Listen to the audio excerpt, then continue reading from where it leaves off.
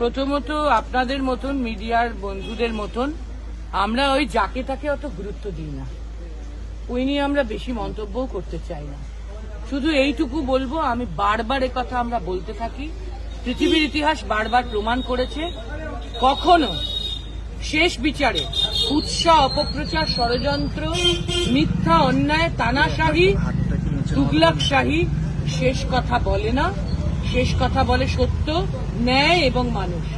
আমরা আশাবাদী এখানেও যা চলছে শেষ কথা বলবে সত্য, শেষ কথা বলবে ন্যায়। তার প্রমাণ ইতিমধ্যেই কোর্ট থেকে শুরু হয়েছে। আমাদের আস্থা আছে আইন এবং বিচার ব্যবস্থার উপর।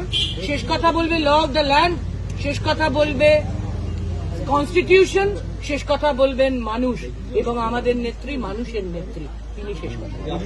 তিনজনকে যারা ছিলেন সাংসদ পদত্যাগ করে চলে গেলেন, সুবিধাদের প্রকাশ বাড়ায়, তারা আজকে বিজেপি অফিসে চলে গেছে। সম্ভবত তারা বিজেপিতে জয়েন করছে এবং প্রার্থী হবে। কোনো যায় আসে না। এটা আবার বলছি, এটা আমাদের কোনো যায় আসে, এটা খুব তুচ্ছ খবর আমাদের কাছে। আমাদের দলের মূল ভিত্তি হচ্ছেন মানুষ আর মমতা বন্দ্যোপাধ্যায়। আমাদের মতন লোকেদেরকে মমতা বন্দ্যোপাধ্যায় নমিনেট করে মানুষকে বলেছেন প্রচার করতে গিয়ে যে এদেরকে আমি নমিনেট করেছি, এদের ভোট দাও। মমতা ব্যানার্জিকে ভরসা করে, মমতা ব্যানার্জির কথায়, তার তৈরি সিম্বল ব্যবহার করে, তার তৈরি দলের নাম ব্যবহার করে, তার নামে জিন্দাবাদ দিয়ে আমরা প্রচার করেছি। মানুষ মমতা ব্যানার্জির ওপর ভরসা করে আমাদের ভোট দিয়ে এমপি, এমএলএ ইত্যাদি প্রভৃতি করেছে। যারা সেইটা ভুলে গিয়ে যা কিছু অন্যথা করবে, আবারও বলছি, সেক্ষেত্রেও মানুষ এবং মমতাই আমাদের দলের ক্ষেত্রে শেষ কথা বলবেন, কোনো এলি তেলি নয়। শুভেন্দু অধিকারী একটা কথা বলছেন কনফারেন্সে, যে দাঙ্গাবাজদের প্রতিবাদী বলবেন না, সীমাহীন তোষণ, মিথ্যাচার আর উস্কানি, এই তিনটি বদভ্যাস আপনার এখনো গেল না। মমতা বন্দ্যোপাধ্যায়ের উদ্দেশ্যে বলছেন বর্তমান মুখ্যমন্ত্রী। আমি এটুকুই বলবো, আপনারা প্রচার করুন বা না করুন, মানুষ যা শেষ কথা বলছে সেটা আমরা বারুইপুরে গিয়ে দেখেছি। আপনারাও দেখেছেন। আপনাদের যে কোনো কম্পালশন থাকতে পারে, কিন্তু সেটা হয়তো আপনাদের ব্যক্তিগত কম্পালশন নয়, হয়তো হাউসের কম্পালশন। প্রচার সেভাবে না হলেও কিছু যায় আসে না। আপনারাও দেখেছেন, আমরাও দেখেছি মানুষ কিভাবে বারুইপুরের এই সাংঘাতিক, দুর্ভাগ্যজনক, দুঃখজনক, নিন্দাজনক ঘটনাটির প্রশ্নে মমতা ব্যানার্জির ওপর ভরসা রেখেছেন। তাই মমতা ব্যানার্জিকে হাউস অ্যারেস্ট করলেও মমতা ব্যানার্জির পক্ষ থেকে যে দুজন এমপি, দুজন এমএলএ গেছিলেন, আবারও বলছি, আমরা গৌণ ফ্যাক্টর, সেকেন্ডারি ফ্যাক্টর, নেহাত দিদি পাঠিয়েছিলেন। তাই মানুষ কিভাবে আমাদের কর্ডন করে রিসিভ করে, কিভাবে বাড়ি, শুধু বাইরের বাড়িতে নয়, ভিতরে, গ্রামের ভিতরে পর্যন্ত নিয়ে গেছিল। বাবা, মা, দাদু, ছোট্ট ছেলেটি, সবার সাথে একটা কথা বলেছি। আর পরের দিনও যারা মমতা ব্যানার্জির মতন জন্মদাত্রীকে, মাকে পিছন থেকে ছুরি মেরেছে, তাদের প্রতি মানুষের কি ব্যবহার ছিল সেটাও আপনারা দেখেছেন। আমি আবার বলছি, যে কোনো কারোর মন্তব্যে কিছু যায় আসে না। মানুষ এবং মমতা ব্যানার্জি তৃণমূলের ভিত্তি, মানুষই শেষ কথা বলছেন এবং মমতা ব্যানার্জি যে দাঙ্গাবাজদের পক্ষের লোক নয় এটা মানুষ জানেন। উনিও সেটা আর কিছুদিনের মধ্যে আবার বুঝতে পারবেন।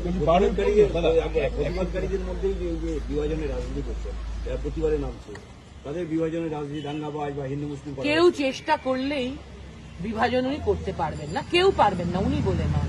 আপনারা দেখবেন ফেসবুকে, সামাজিক মাধ্যমে প্রচুর সাধারণ মানুষ অনেক কথা বলছে, কোথাও এমনি এমনি চিৎকার করে করে অনেক কথা বলছে। যখন আমরা মিছিলগুলোতে হাঁটছি তখন আমরা সাধারণ মানুষের রিয়াকশন দেখছি।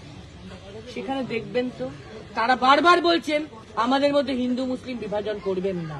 এক্ষেত্রে বারুইপুরের ঘটনায় সবাই নিন্দা করছে, হিন্দু মুসলিম নির্বিশেষে। কেউ চাইলেই সেখানে বিভাজন করলে, ডিভাইড অ্যান্ড রুল ব্রিটিশও চেষ্টা করেছিল, মোদিবাবুদের খুব পছন্দ, তো মোদিবাবুর ছেলেরও পছন্দ হবে, এটাই স্বাভাবিক। তাই বলেই তো সেটা সত্য হবে না। ডিভাইড অ্যান্ড রুল তো শেষ পর্যন্ত শেষ কথা বলেনি।